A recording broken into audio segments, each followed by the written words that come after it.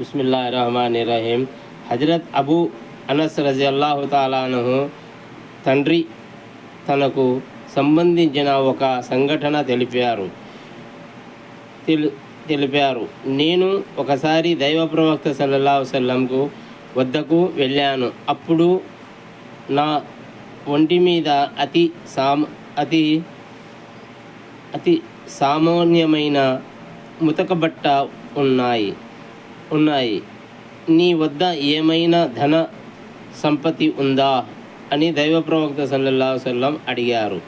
నేను ఉన్నది అన్నాను. దానికి ఆయన ఎటువంటి సంపత్తి ఉంది అని ప్రశ్నించారు. దేవుడు నాకు సకల విధాలుగా సంపత్తి ప్రసాదించాడు. ఒంటెలు, ఆవులు, మేకలు, గుర్రాలు, బానిసలు అని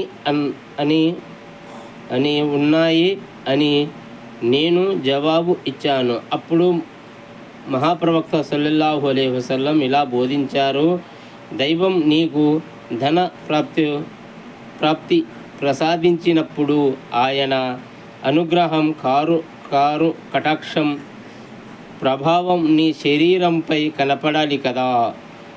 అర్థం ఏమిటంటే, దేవుడు నీకు అన్నీ ఇచ్చినప్పుడు ఏమీ లేని వాని ఫకీర్లా ఎందుకు విషయాలు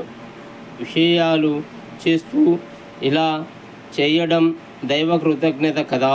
सदक़ल्लाहुल अज़ीम। अल्लाह रसूल सल्लल्लाहु अलैहि वसल्लम ने फरमाए, जब आपके पास माल दौलत हश्र में क्या है, पुराने कपड़े फटे कपड़े मत पहनो, जब तुम्हारे दौलत के हिसाब से तुम पहन को फिरोगा। अल्लाह रसूल सल्लल्लाहु अलैहि वसल्लम ने फरमाए। वाखुर दावाना अल्हम्दुलिल्लाहि रब्बिल आलमीन।